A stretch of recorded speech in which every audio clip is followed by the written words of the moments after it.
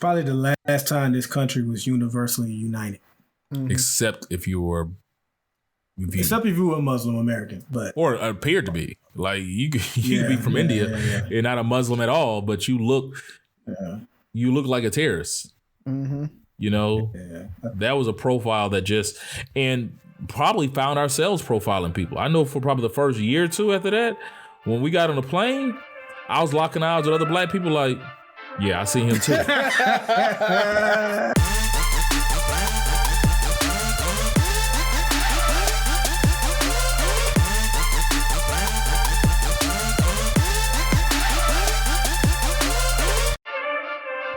What up? It's Three Brothers No Sense. I am Tavares Ferguson, a.k.a. Ferg. Join my co-host Razi and Buff. Fellas, tell them what's on your minds. I got a question for both of you guys. The answer is no. See, it's not even a yes or no question. What the hell is a conservator? Whatever the hell that Brittney Spears is going through. Like, what was her dad doing? Was he controlling how much money she spent? Was she like Allegra Cole on the movie Hitch, where she got money, but she can't spend it how she want to? Like, what's going on with that? Yeah, so that's what it was. It was like her dad controlled everything about her accounts. And so she couldn't invest it. She couldn't control what she spent it on. She had like an allowance, and that was all the money she could use or whatever. So basically she wanted some more draws. He had to go buy her some more draws. Like, she couldn't go get anything. So that's why she kept talking about she was in prison and all that stuff. Poor Brittney. I make too much money and I'm crazy now. And No. It sounds like I can't pretend that I know all the details, but it seemed like it was kind of messed up, man. You know? No Ferg, no sympathy whatsoever for Brittney. Okay. All right. Was she broke? I mean, no. Technically, in she a was. way. Yeah. Did she get what she needed and pretty much wanted, or is it just? And think about it. Like, her career took off when she was a kid, on Disney, and then she became a pop star. And so he probably used that control from the beginning and just kept it going. And it sounded like they were abusing their role. I think that role kind of happened when she had her little episodes. Yeah, I remember Brittney she had some mental. She was an adult. Exactly, but I'm saying I think that's when they started getting control of her finances, when she wasn't deemed responsible enough to manage her life. And she just she has to go and sue and show the courts that she does. And she is responsible enough. So. And that's an assumption, right? Yeah. I mean, the thing is, the courts are going to research it and say if she is or not. Yeah. I mean, I'm saying, like, so let them do what they do. Yeah. I think this is the first time we've ever talked about Brittney Spears. And hopefully the last. Three brothers first right there. Yeah. Well, since we're talking about pop stars, I just want to say, booty so big, Lord have mercy. Did y'all see Chloe Bailey, Beyonce #2, new video drop? I watched it for the art, the different camera angles, and I got friends that's into videography and things like that, so I sent it to a couple of them so they can, just see how today's music videos are shot. Yeah, what was something else going on in the video? No, it was an awesome video. It was great. The song is great. Yeah. Yeah, I just wanted to bring that up to everybody's attention. If you have not seen that video, you should go watch it for the art and how good the music is, and the dancing's great in it. I mean, the costumes, everything, lighting. I mean, that whole crew. I just want to shout out that entire crew. Yeah, the sound was good, and another woman directed that video too, I believe. Yeah. So girl power. Yep, black girl magic all day long. I haven't seen the full video yet because I've been ripping and running today, but I do know every group I'm in that's predominantly men have posted it. So I'm assuming that they are supporting Black Girl Magic. Yeah, it's great to see men have an artistic side to themselves. You know, somebody was saying the other day, you know, what song would men sing, or I guess basically saying, do we support female artists? Obviously, yes. Yeah. There it is. You know, there it is. Yeah. From what I can tell, the 20 to 30 seconds of the video I did get to capture or catch, I think it's her coming of age or her coming out song. For the most part, she's been cast as part of a duet or a duo. Mm-hmm. And her and her sister, I guess, are kind of creating their own identity. And so I'm happy for her. You know, it definitely I have heard some people say it's a very sexual video. I mean, I haven't watched enough of it yet to, you know, deduce that or not, but it's actually not, though. It's not that bad. The angles, how they do the cuts and everything, it's not a Cardi B video. Like, I wasn't saying that in a bad way. Yeah. I was just saying, you know, I'm just saying I want to be realistic about it. I want people to understand that it is more artistic and very different. Like it's classy. And is what I'll call it. Classy. So I knew absolutely nothing about her career. Her music career. I only knew about her from Grownish. And Ferg saying they were in a duo and she's trying to separate herself. It also seems like, because I haven't seen any of her past videos, but it seems like it's one of those videos and songs where a young female artist is saying, hey, I'm not a little kid or a baby. Yeah, it's her coming out. I'm grown. Yeah, so her and her sister, I forgot what the name of their last song was, but it still kind of had some sexual undertones and stuff like that you can look at. But let me see. What was it? Chloe and Haley? Yeah, something like that. Hallie. Is it Hallie? Hallie. Chloe and Hallie. Yeah, it seemed like it seemed like female artists, for the most part, go through that more so than I don't think male artists really do that. I think for the most part, unless you start off as a child pop star, men or even our young men try to portray themselves as men from day one. Right. It's like you can be 12 and you talking about the chicks you got. You know what I'm saying? Like we don't like who was it? Sammy? Yeah, we don't. He was like 10 years old. Have that bubblegum stage. The way you look. Oh, Bow Wow had girls chasing him through the mall in his videos. And stuff. But like Rihanna literally had an album called "Good Girl Gone Bad" or something like that, right? That's that's part of the industry, like trying to kind of make that clean break to say I'm grown up now. Like all of them go through it. It's okay to lust after her now, guys. That's pretty much. Is it? What they're saying. I'm just saying, not that I would, but yeah. No, I'm saying that's what the industry is saying, that hey, she's an adult now. This is her introducing herself. Isn't lust one of the 7 deadly sins? It is. I'm just throwing it out there. Yeah, but have you seen Thanksgiving? We violate the 7 deadly sins all the time, from gluttony, envy, all of them.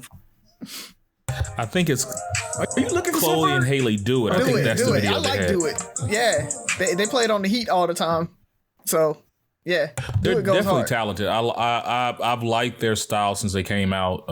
Even on Grownish, they're pretty funny. I think Hallie's going more towards the acting or whatever. She's going to be playing Ariel in the live action of the Little Mermaid. So I think she's trying to go down that route. So she has to stay a little cleaner.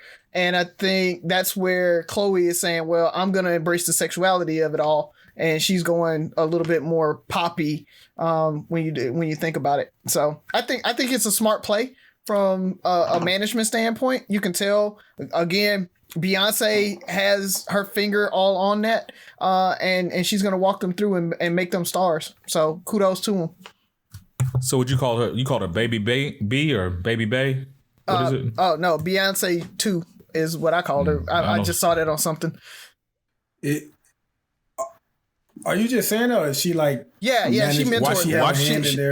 Watch their videos. Watch us. They've been managed by Beyonce from my understanding from day one, and you can hear sprinkles of Beyonce in their music. The video looked like one of Beyonce's videos. So yeah. Exactly. You know. Yep. Yeah. So that's all I really got. Oh man, but I will, since we're a couple weeks away past clickbait now. Y'all didn't warn me about that episode when the mom tells the kids about the dad. Bruh, that triggered me. I was broke up. I'm not gonna lie. I was like, oh my God. Oh, I shed tears, bruh. Yeah. My bad. Y'all didn't warn me. That's on me. That's on me. But it's good though, man. Clickbait is actually really, really good. If you haven't watched it. It's one of those, like the ending, you were like, really? That's what this is about? Yeah. Like, you did all this because you was bored. Ain't that bottom?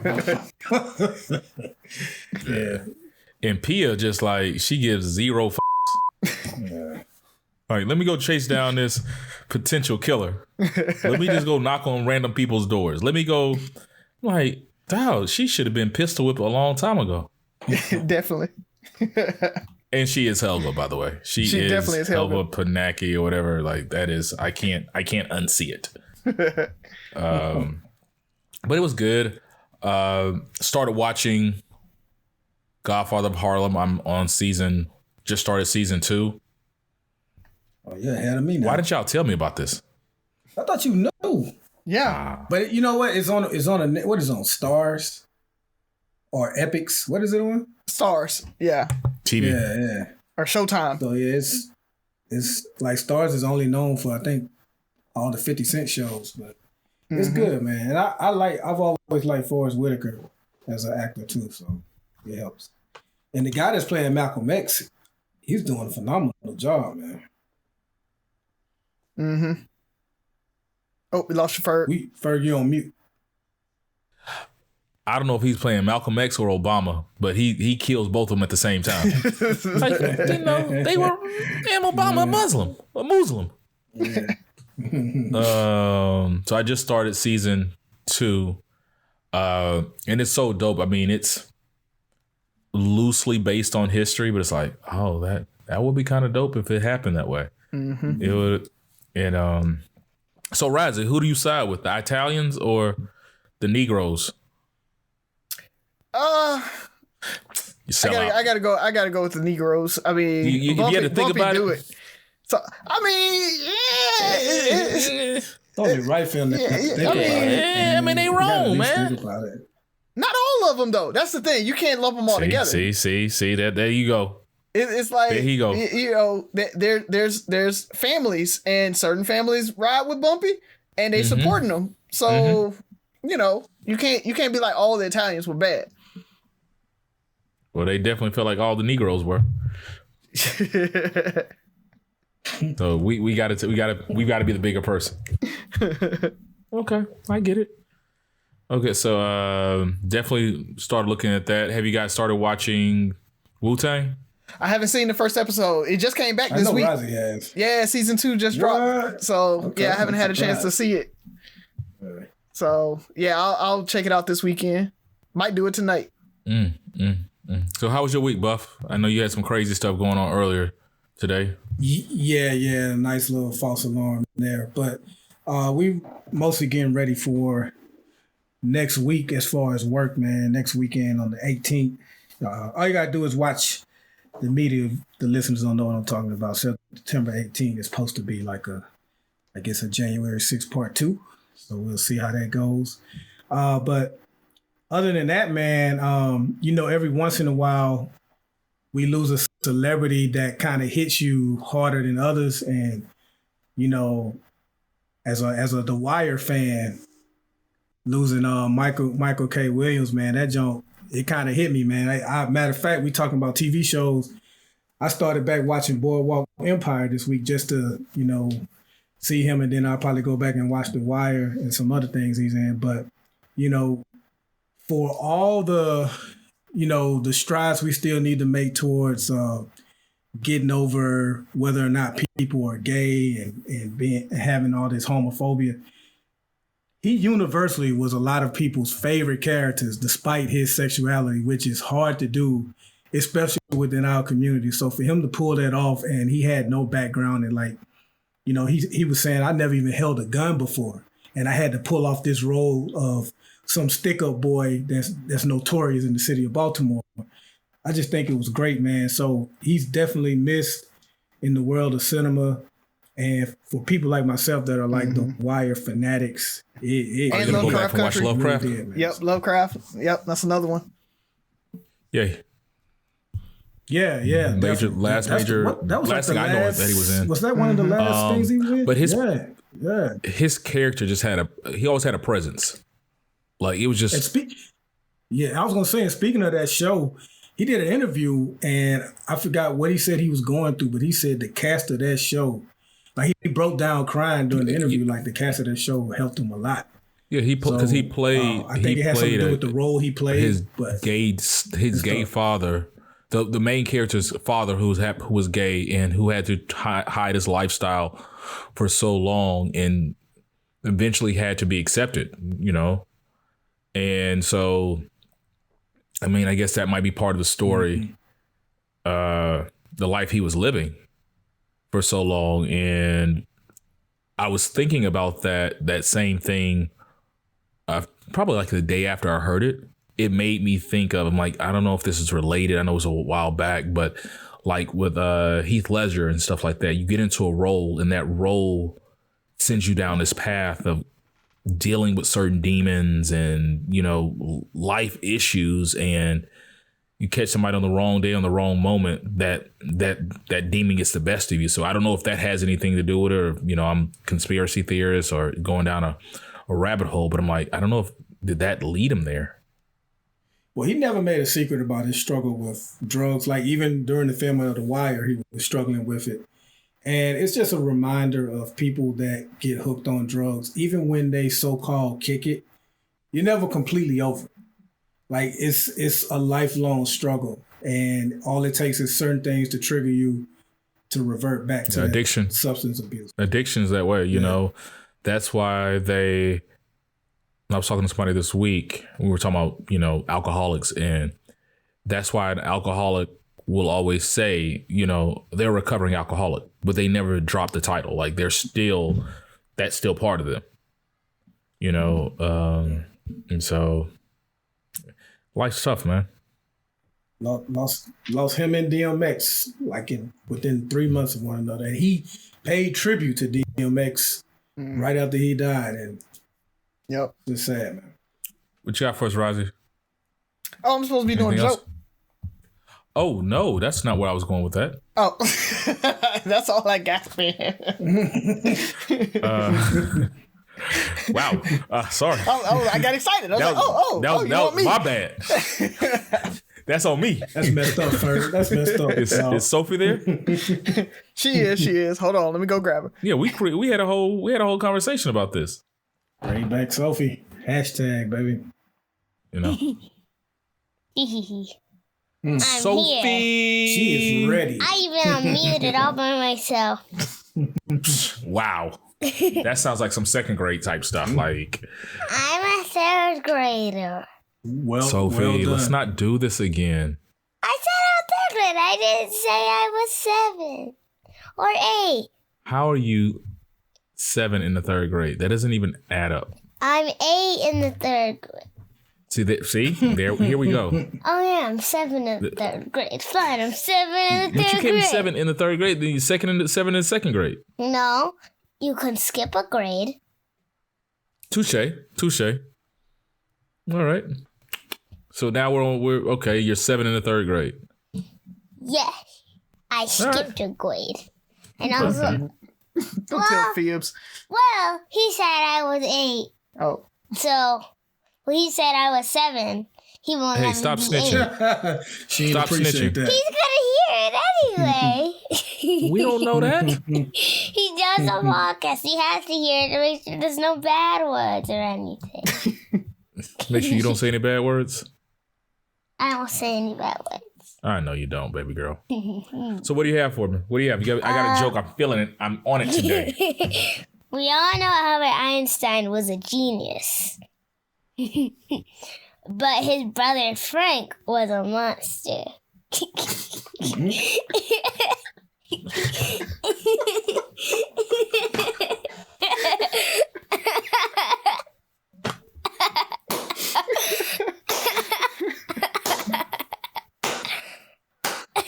Yeah.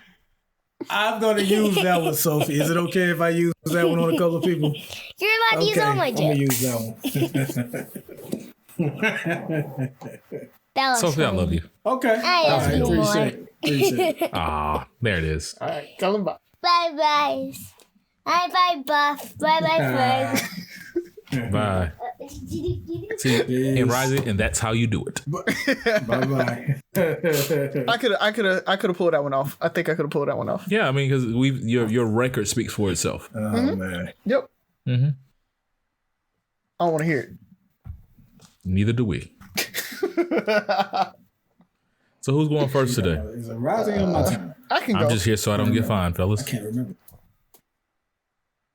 Oh yeah, because you went first had your last week, PSA. 'cause, with the whole space age pimping. Yes. Go ahead, Razi. I've seen this meme pop up multiple times over the years, and it came back up, reared its ugly head. The whole dinner Lord. with Jay-Z I know it. or $500,000. Jesus Christ. And I wanted you guys' opinions and takes on which one these folks out here should take. So I want to let the listeners know originally it was $50,000 and dinner with Jay-Z, but I guess so many people were being fake deep smart and saying, no, Jay-Z is the right choice because he's going to give you knowledge that's worth way more than $50,000. So I guess the meme maker said, okay, all right, let me up the amount. So now this resurfaced meme is $500,000. I mean, $500,000. I'm taking the money. I hope we don't argue about this. Razi, you may disagree. I'm not even looking up to see what your face expression is right now. I'm taking the money. And I'm taking the money if it was $50,000, and I'm thinking about taking the money if it's $5,000 because you guys have to understand Jay-Z got where he is because he has superior talent that got him in the doors to have the income and the capital to get into these other business ventures. And don't forget, I know Dame Dash is like a distant memory now, but he was very instrumental in getting a lot of these deals done with Jay-Z back in the day. And Jay-Z has partners that get deals done for him as well. Also, how can I put this? Jay-Z. I'm not passing up $500,000 to watch Jay-Z chew some steak and say, my advice to you is when you offer $500,000, you should take it. That's what his advice is going to be. I can't believe you chose to watch me eat this asparagus and how Wagyu many steak. interviews did you see with Jay-Z and Dame? you stealing my thunder now. Go ahead. So that's that Nas verse. You know, I'm a Nas fan. But yeah, Rod, you need to drop that in for me. I got you. And I'm a Jay-Z fan. Like, I'm a Nas fan, but Jay-Z overtook him as a GOAT for me. But Jay-Z is how old is he? How old is he now? What, 53, 52, something like It's that? not even Let's talk about it. Jay-Z's been in the game how long? Ooh, 99. 98. So, yeah, 98. Yeah, 97. at least 20 Mid-90s. years. We'll say 20 plus years. Let's round down. God. Let's say 20 years. You know how many dinners this dude had in his life?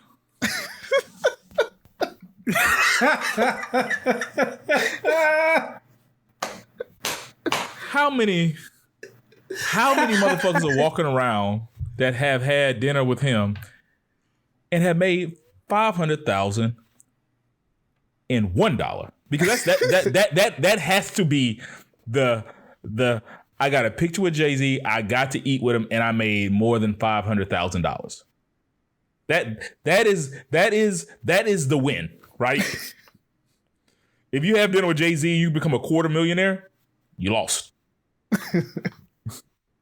Make $100,000, $300,000, $400,000. You lost. I feel like I could book a dinner with Jay-Z for a couple of $1,000s. Get him speak at something and say, hey, you know what? I want you to speak on this. Started a non-for-profit. Got a $500,000 donation. And I would love for you to come speak and kind of impart for these young black men and impart some words of wisdom. You know, let's do lunch. Let's do dinner. You know, I'm like that. When I saw that the first time I saw it, I thought about I'm Gonna Get You Sucker. And Chris Rock at the barbecue shack. So how much for breakfast? Can I get you for breakfast for $1,000 and $1,000? Like, there has to be a better solution than afternoon tea for $1. Yeah, like there has to be a better solution than losing $500,000 for some knowledge that he may or may impart on you, and that you may or may not be able to use. And I think he's with Buff. I'm with Buff. Like, yeah, first rule of thumb: don't turn down $500,000 ever to talk to anybody. I feel like $500,000, I could have lunch or dinner with Obama, Jay-Z, B. You know, I'm pretty sure he can write a book or something that I can read. I don't know. I mean, I'm not going to try to act. And then I feel like I might be in his next album called Fake Woke. Like these niggas that gave up $500,000 to have dinner with me and then accomplish shit. Like, I feel like he can write a verse about that type shit. I thought people were trolling too, but people were actually like, you know, I'm just built different. You know, you guys don't understand the knowledge you get from Jay-Z is going to be worth way more than 500. Oh, really? Really? So if you're that smart right now, okay, what is it that Jay-Z is going to tell you that you haven't figured out yet? Bet on black. In order for you to make this $500,000. I mean, it's crazy, but that hasn't been said. Like maybe he got some good investment tips. Maybe, but he's not gonna give it up like that. And you know what? You don't have $500,000 to invest in his good tip, so it don't matter. They can tell you to put $500,000 in a mutual fund, and you'll be okay. Yeah, you'll be fine. You'll be fine. Like, you don't have to go buy cannabis stock or whatever the case may be, or whatever he might be investing in. You could put it in a S&P 500 index fund and be totally fine. That's all you need with $500,000 and you're good. So, I mean, rules of 7 say in 7 years, that's supposed to flip at least one time. So you got $1 million in 7 years if you make at least 10%. So, I mean, it's very, very easy. Take the money, folks. Take the money. You could everything that Jay-Z would tell you at a dinner, he has told somebody already in an interview that you could look up on YouTube and get all of this wisdom that he has. It's not, I mean, the first rule, like you talked about, Buff, like he would say, don't give up a $500,000. Like, go back to some of him and Dame's initial interviews. What's the first thing they say? Get money. I'm all about getting money. Jay-Z didn't even want to rap because he was getting too much money in the dope game. Like, he was like, nah, y'all don't make enough for me. I'm making more money out here on these streets. So for you to be like, oh, I'm going to give up all this money to go sit down and talk with this man. Like, you need to take that money. You need to figure out how you use your talents to get to $1 million, $2 million, $3 million. And then you're going to be in the circles where you can have dinner with Jay-Z whenever. You're going to be at parties that you can talk to him and laugh and joke with him. Because he's not the only one that has that. I don't know if they think it's going to be something he says. I don't know if they're going to give him a business. He's going to give him call my mans. Like, I don't know what people think's going to happen. Whatever it is, they're wrong. They don't know either. It just... To them, it sounds smart. It's thinking outside the box. They're going left when everyone else is going right, and they just, like I say, fake deep, smart people.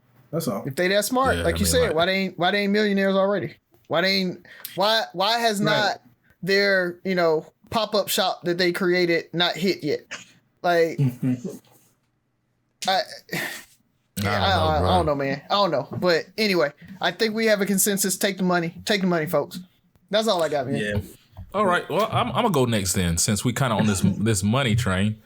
It was gonna be kind of a conversation that Razi and I started earlier today, and I don't know if we posted. I can't keep up with all these posts, but it was along the lines as when you were growing up, and I'm gonna kind of tweak it today. When you were growing up, or even today, what were the things that you considered that made somebody rich or had money, or at least made you realize that you finally had money? So, nigga, we made it. So wait a minute. When I was growing up, Yeah, like you like, oh, they got money. Like when you saw somebody had this or they did this, you were like, oh, they must got money. okay, so this this ain't even anything that big now, but we had two cousins in the family, right? Herschel and My cousin, we call her Mickey. Her name is Kristen. They were the only two families that had cable. Okay, so to me, give me two or three. if you had cable, Give me two or three. If you had Cable definitely was. You had like HBO cable? Yes. No, Yes. just basic, not even premium. Like you had. Hey, Mickey had the Disney Channel back when everybody didn't have it. Oh, man. I was like, so you get to see Mickey Mouse all the time. Okay. Like, he be calling you, telling his show on and stuff. What else? They also had they were the only family. So Herschel and Mickey had cable, but Mickey, they were the only family that had a built-in swimming pool. Wow. So In Mobile? yeah, and a pool house. Matter of fact, yeah, man. So that, and I guess the third thing They did for have me, money then, Buff. It's not a thing. Yeah, it's not a thing. It's what they did. If you were able to take real family summer vacation That was trips, what I was gonna say. you made it. Because I think I might have told this story on the show before, but I just remember the first day of school, each school year, the teacher would be like, I want everyone to stand up and introduce yourself, tell us what you did over the summer. And kids would be up, like little Bobby would get up and say, yeah, we went to Disney World, and then we went to California. I was like, damn, okay. Next month, stay up. We went here, we went there. I stand up.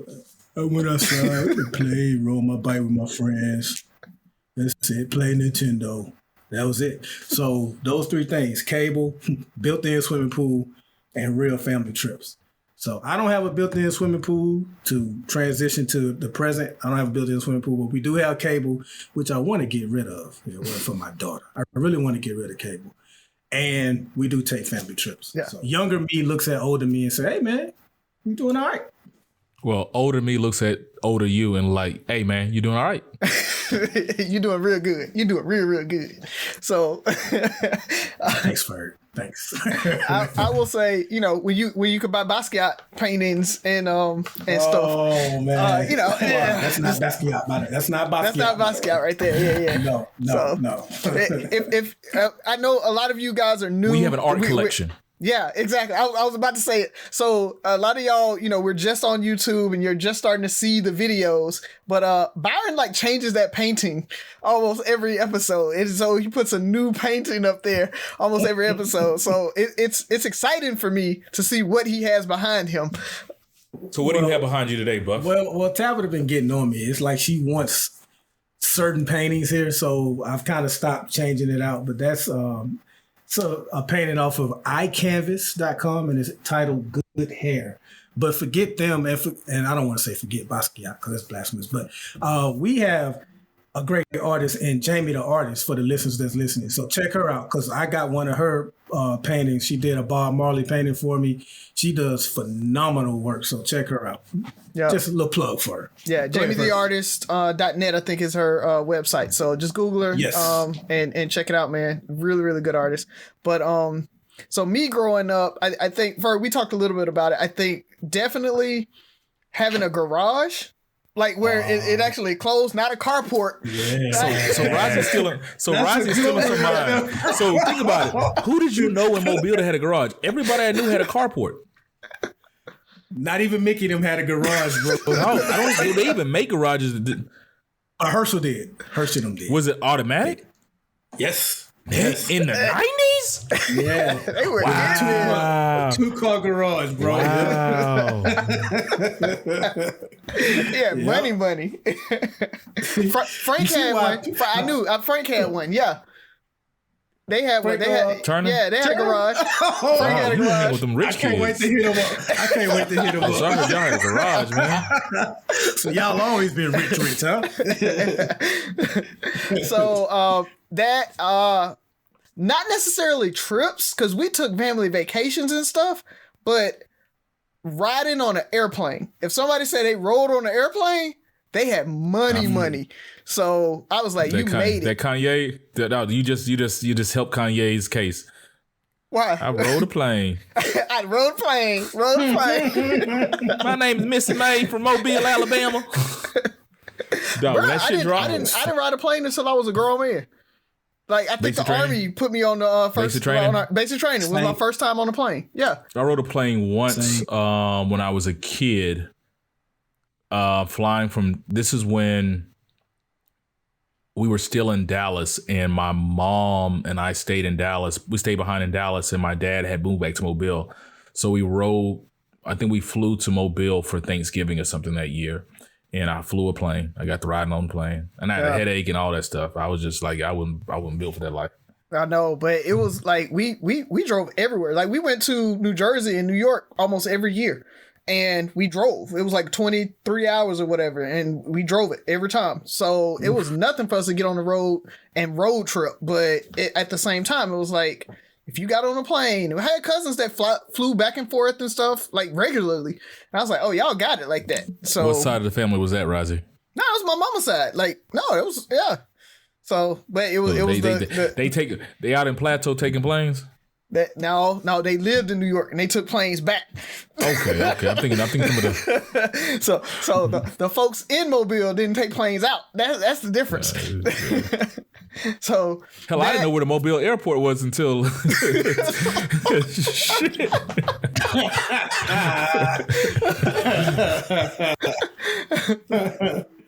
So what else is it? What else is it if they had money?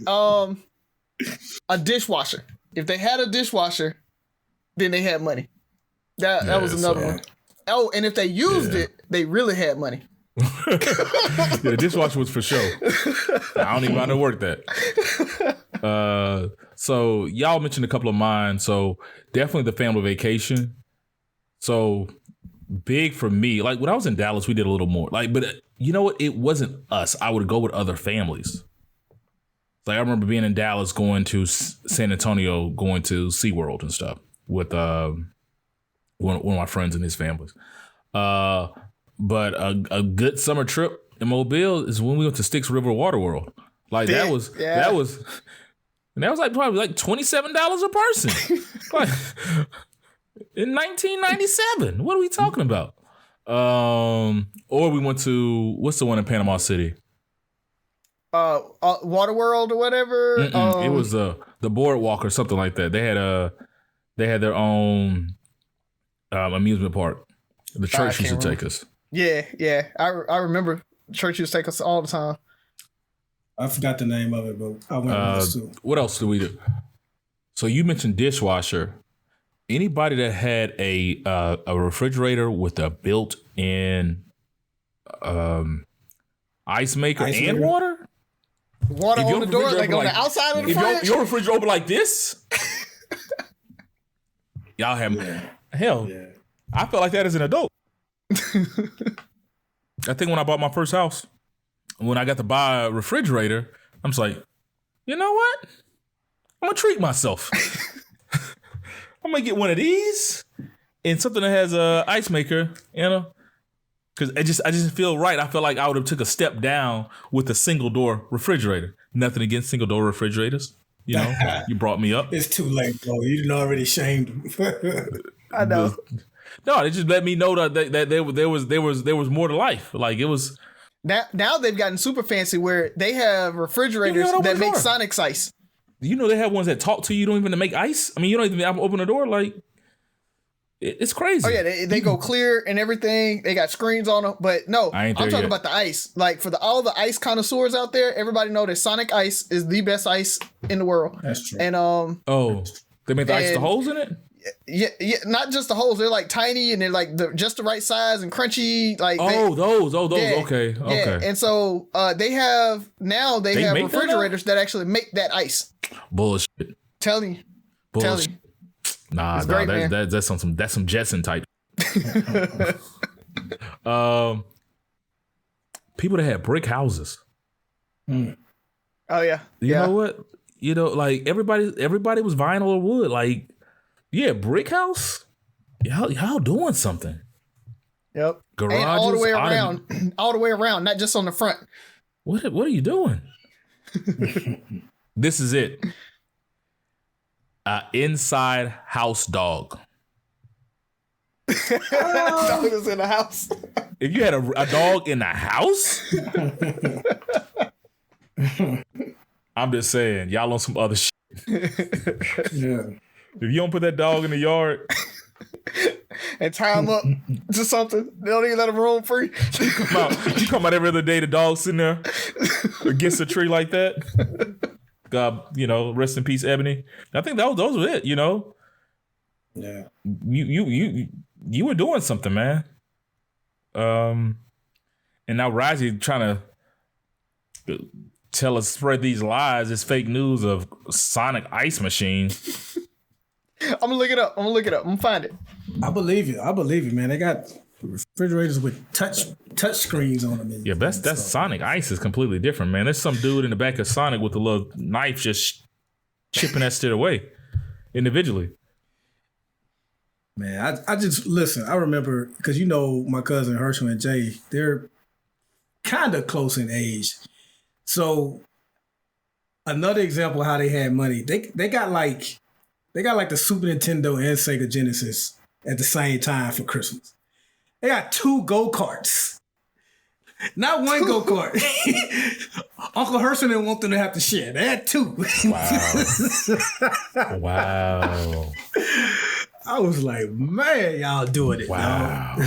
2 go-karts? Yeah. Next thing you know, they're going to have a moped, dog. Like, that was... And each go-kart had the passenger seat, so we went over there as cousins, like the 4 of us would ride up to Peters Park. It was fun going over their house. Like, I used to love spending over there. Yo. That's the first house I remember. I literally stayed across from Herschel. So Herschel's like, and I have a great long-term memory. That's what I did last week. I can't lie. But that house right next to Peters Park, that's where I grew up. That's where I was born. Not was born. That's where I stayed right before I moved to Dallas. So if you go across the street, crazy thing is that's how I found out I was allergic to onions. We went somewhere with Herschel and his dad. And I don't know how I remember this. I had to be like 3, maybe 4 years old. And we went to Whataburger.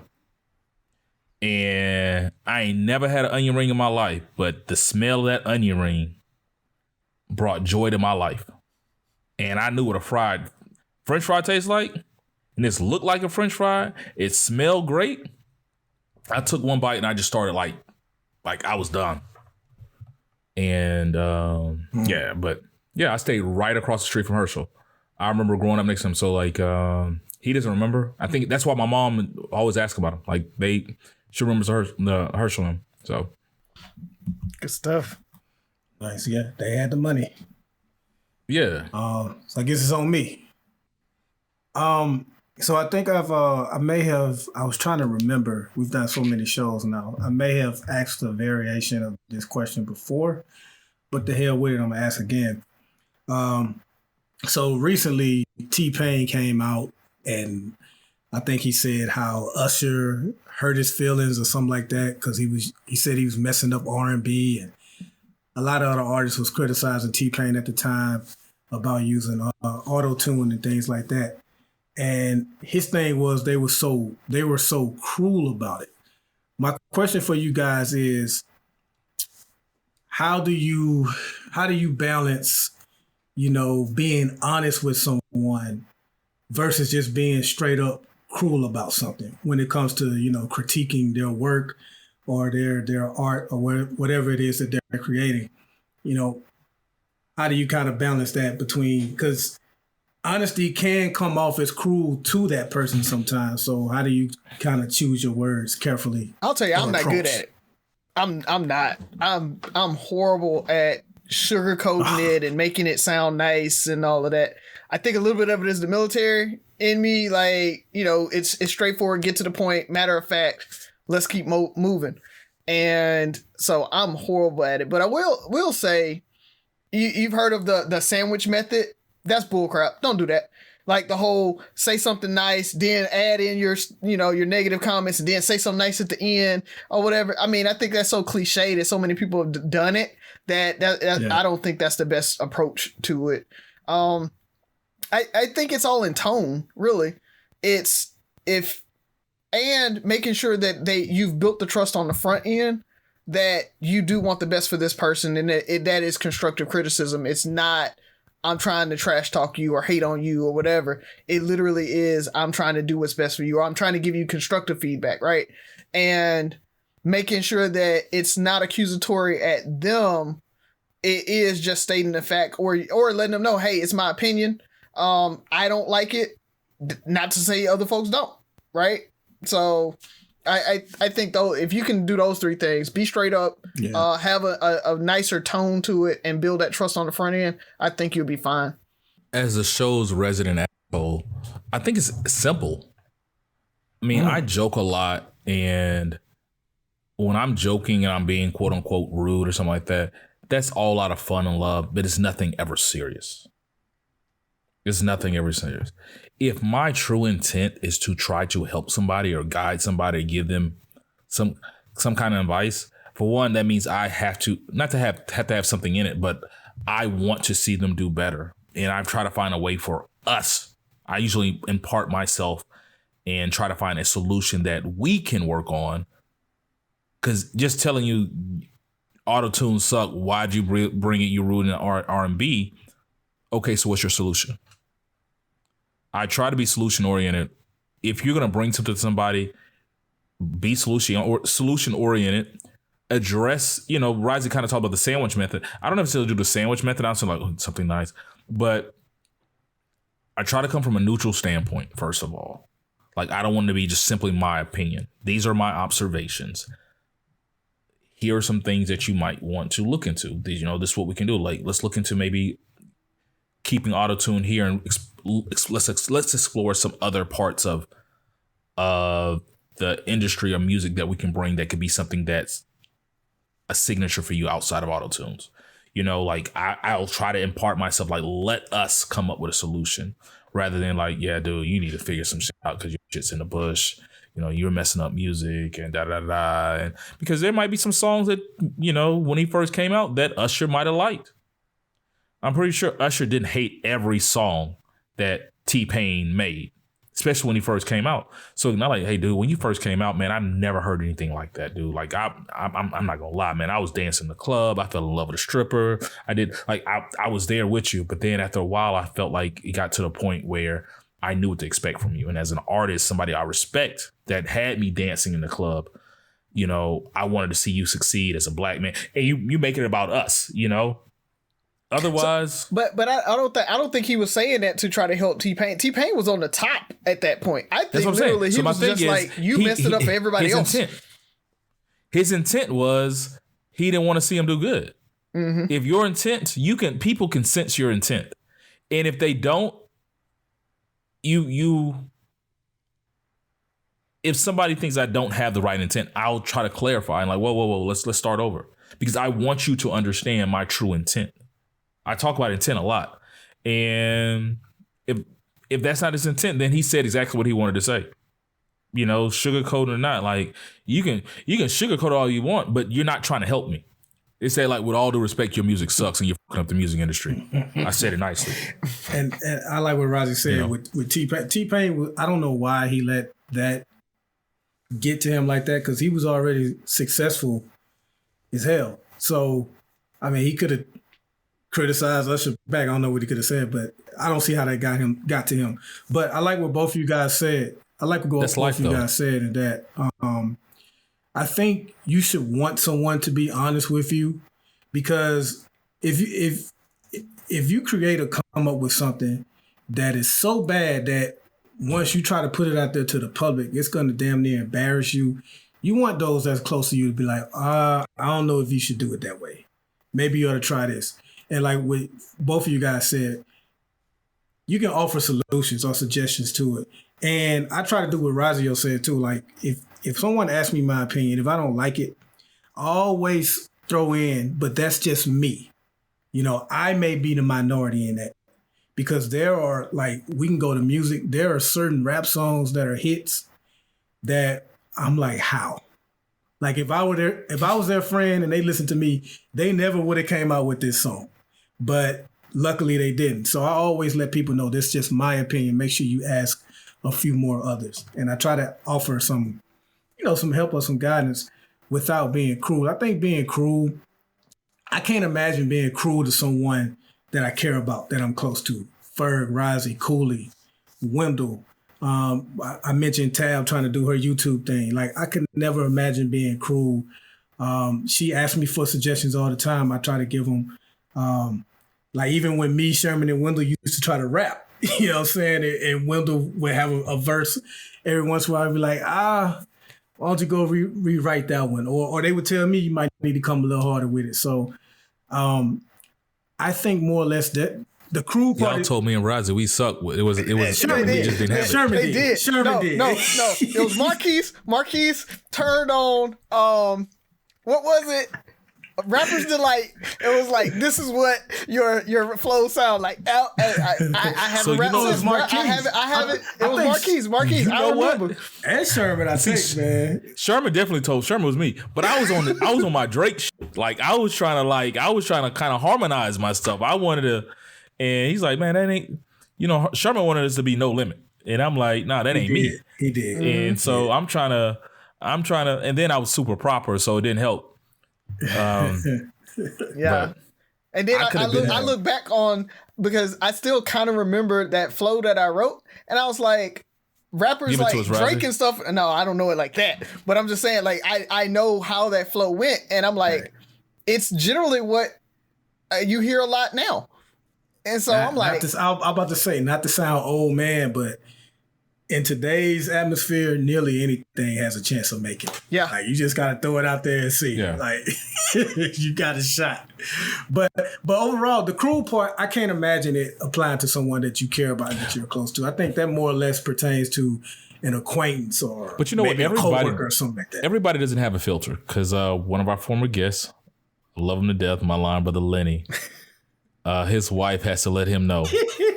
You guys have been around Lenny. Lenny, he doesn't have a filter. Shout out to my line brother, Lenny, the Bruh's Bookshelf. Actually, Teresa is on the Bruh's Bookshelf now, and I love the dynamic. She adds another level to it. But he does. I have to call him all the time, like, bruh.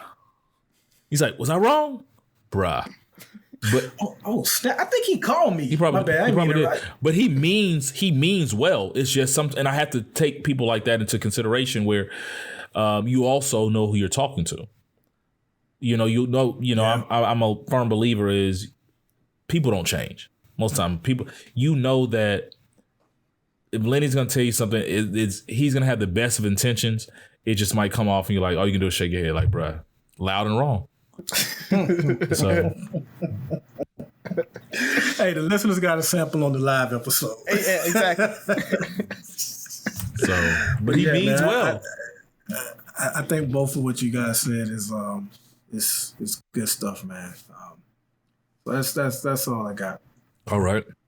Let's do our parting shots, and I'm pretty sure I know where we're gonna go with this, but let's go ahead and hit I'm gonna touch on some.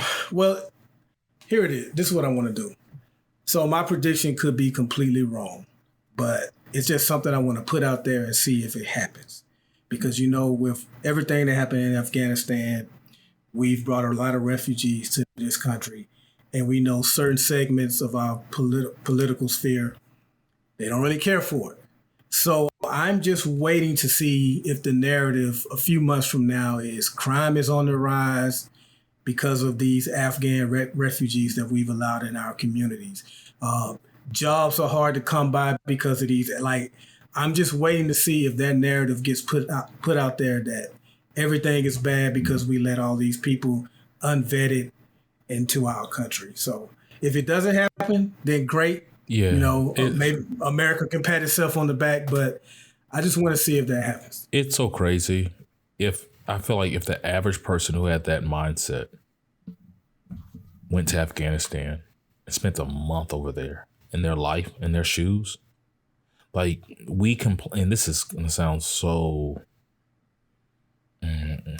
liberal. I don't know. It's assholes. Huh? Sandwich method, Ferg. Sandwich method. No. It's going to sound so almost right wing, like appreciating what we have over here.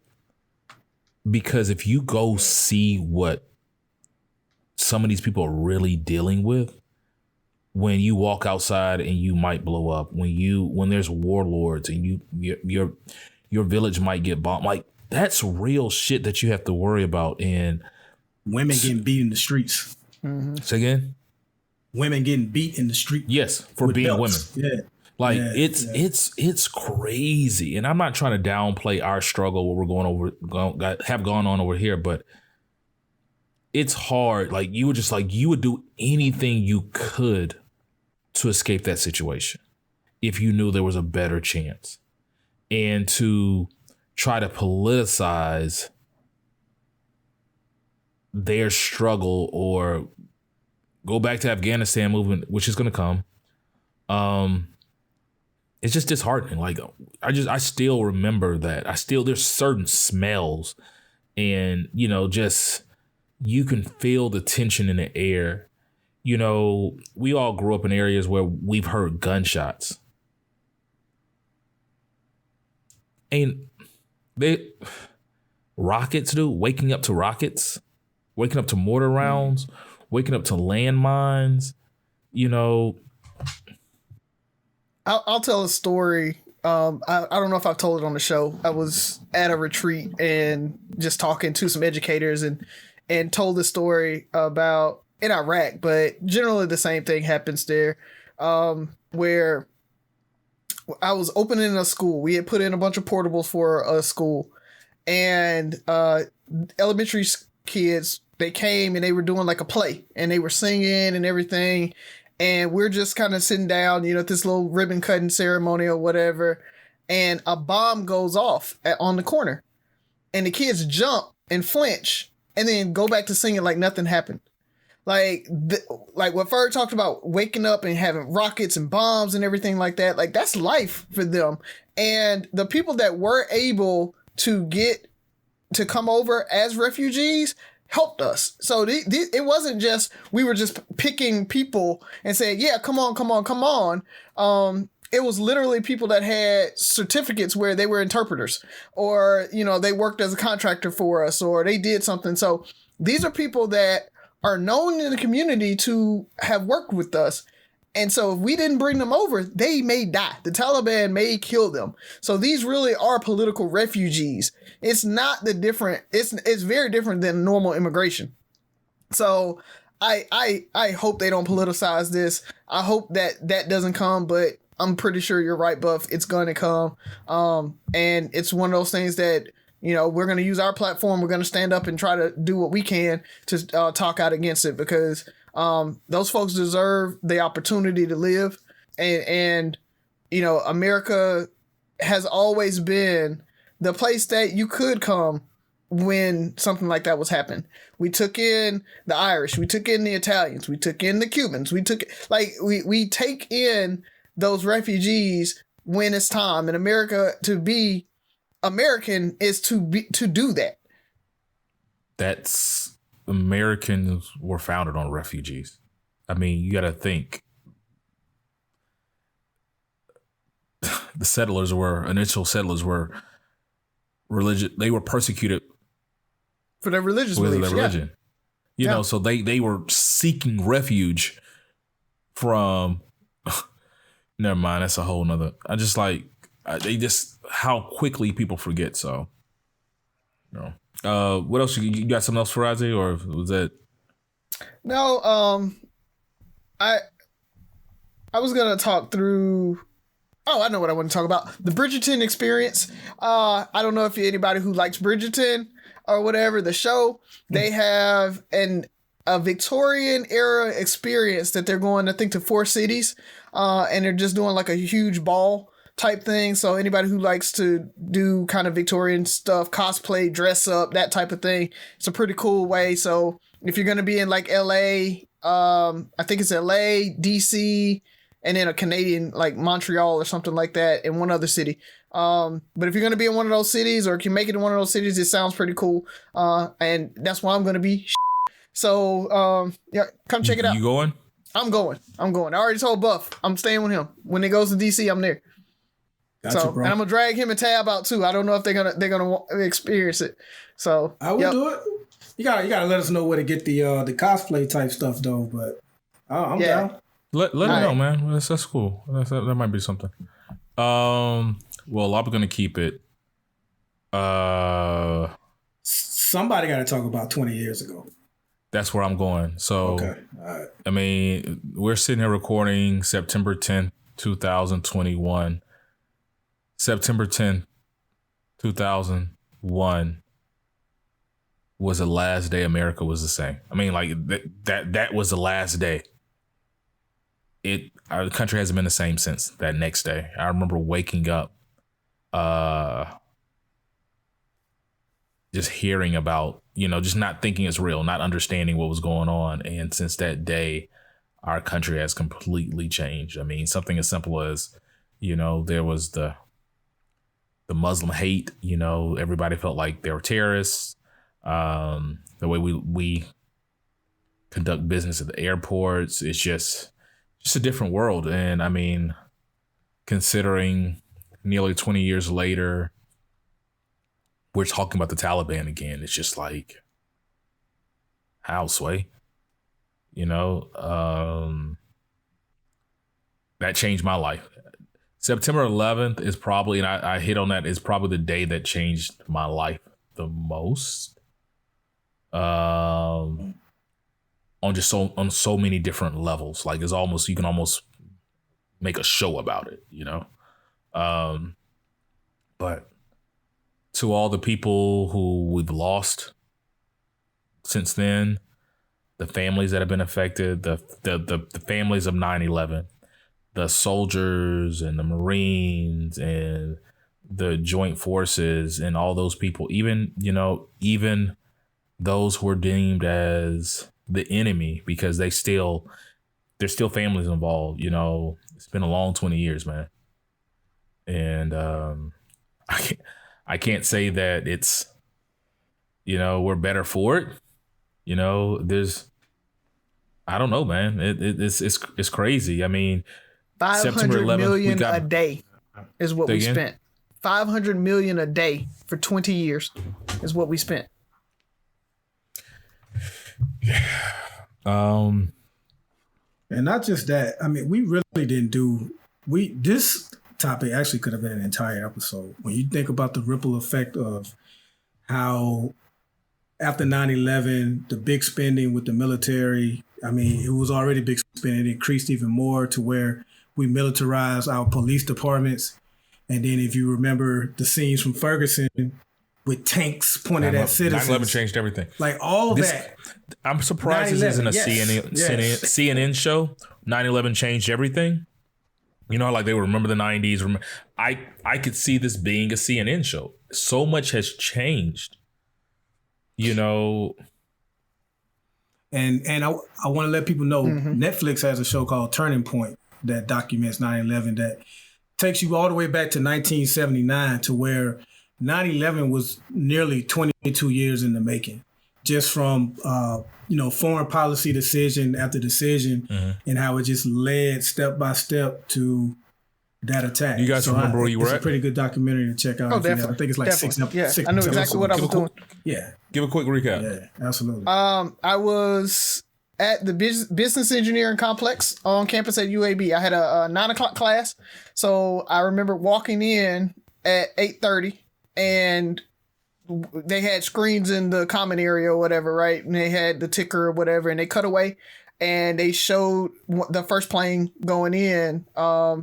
And it was like, I think I called you right after I saw that. It was like, dude, we're going to war. Like, that was the first thing. So, yeah, I knew exactly what I was doing. I know what happened. And the first thing that came to my mind was that I'm going. It took us 2 years, but at the same time, you know, that's actually pretty fast for a reserve unit to be deployed. We were one of the first. We were one of the early. It took us a year and a half. Yeah. We left. We started mobilizing February of that year, of 2003. So. Yeah. So a year and a half later, I mean, so you think about it, that we were one of the first reserve units on ground. Remember, we got back 9/11. Yeah. Yep. We got back 9/11, 2003. Where were you, Buff? So I was working midnights at Mobile Infirmary Hospital. So when I got home, obviously I went to sleep. So I was at home sleep, and Wendell called me and said, "Dog, the one of the Twin Towers just got hit." And for me, it didn't really seem like that big of a deal because I'm like, okay, well, obviously some pilot got drunk, messed up, made a mistake and ran into one of the buildings. So I just turned on the coverage to see what it was like. And as I'm on the phone with him, like watching the first tower burn and they trying to figure out what happened, the second plane comes. And that's when, I think for a lot of people, like if you watch that documentary on Netflix, most people thought it was an accident. It's when that second plane hit that I think everybody collectively has had that same, oh, and then the Pentagon. Somebody, because I don't know about you. In school, we was taught nobody would ever mess with us. Like America's so big and bad, nobody would dare try to touch us. Yeah. And that day I was like, dang. And, you know, from there I wound up going over to Tabitha House and we just watched the coverage all day together. And you were proud to be an American. Like, was it one of those patriotic moments? It's like, we're gonna get through this. I ain't gonna lie. I was thinking, what did we do to cause them to do this? Like, truthfully, I was like, we did something. Yeah.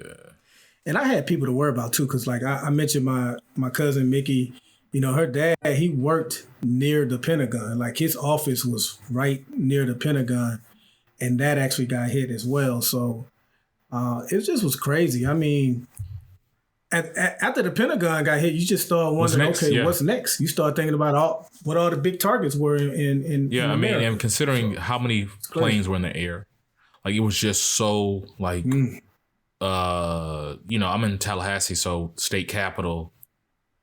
Guess whose brother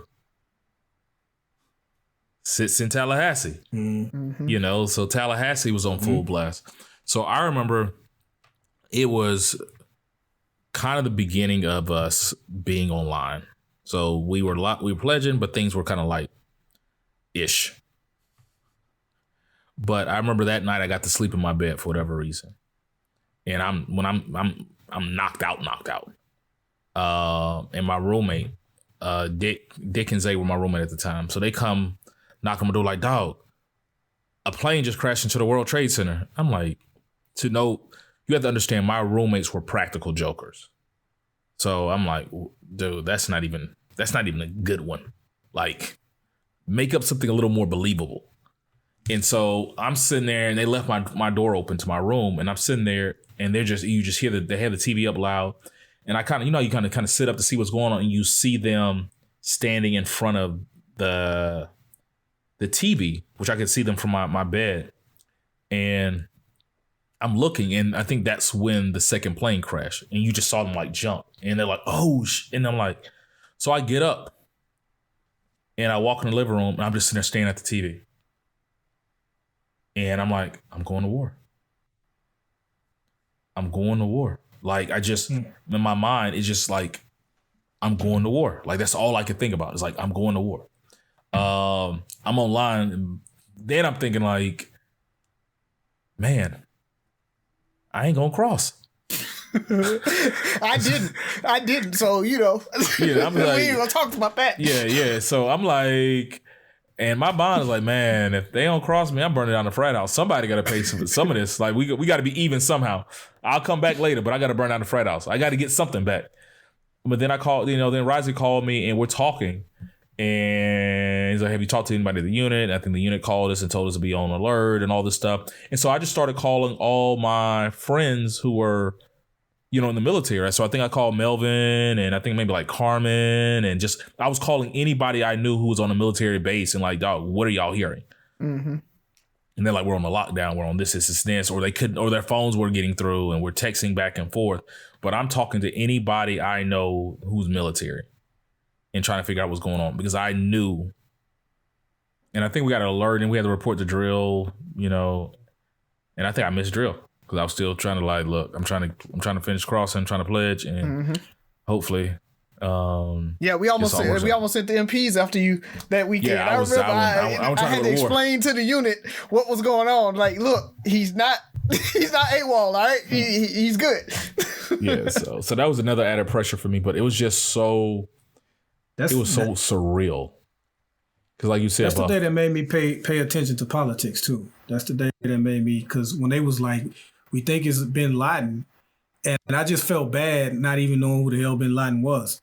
That he had just was instrumental in bombing the USS Cole, and I think you asked, was I patriotic? I don't know about. I wasn't ready to sing the Star Spangled Banner, but I did want revenge. I was like, yo, we gotta pay somebody back. Like somebody gotta pay for this shit. Yeah. I do remember. So I guess that was my form of patriotism. Like, yo, we gotta get our gift back. I wanted to be safe first. I wanted to make sure we were good. Like because I like for a day, for like the first 2 days, I didn't know what the hell was gonna happen. Like for those first few days, I'm like, it's not over. You know, and you got to think probably for a year or so after that, every big event, well, the Super Bowl, was this, you know, they're going to strike here, they're going to strike there. Or like we were on pins and needles for the longest. Like we did not feel comfortable. Again, I talked about that series Sleeper Cell. If you haven't seen it, go watch it. I'm telling you. Sleeper Cell. Netflix, right? So I don't know. I don't know where you can find it. I haven't seen it in forever. I watched it in like 2010, 11. Okay. Yeah. So to all my veterans for Operation Enduring Freedom, to all the family members, to all the loved ones lost and touched by 9/11, my heart goes out to you. My hat's off to you. To first responders, to all the country singers that made songs that just got annoying. It was crazy. To all the people who were profiled, it was good to be black for a year or two after 9/11.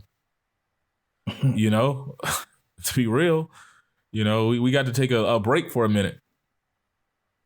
But it's probably the last time this country was universally united. Mm-hmm. Except if you were a Muslim American, or appeared to be. Like you could be from India and not a Muslim at all, but you look like a terrorist. Mm-hmm. That was a profile that and probably found ourselves profiling people. I know for probably the first year or two after that, when we got on the plane, I was locking eyes with other black people like, yeah, I see him too. And that was just me being ignorant, but I got caught up. It was really, and I talk about it, when I worked for Philip Morris, being around a lot of people from other cultures, from Pakistan and everything that said Tavares, it was just so tough those years. It was just like everybody thought I was a terrorist. People weren't supporting my business just because they felt like I had something to do with it. That was crazy. So, but anything else, fellas? Oh man, I think that's a good one to end on. All right. Yeah, man. 3 Brothers, No Sense. Listen, like, share, subscribe, comment, and most importantly, listen again. See you next week.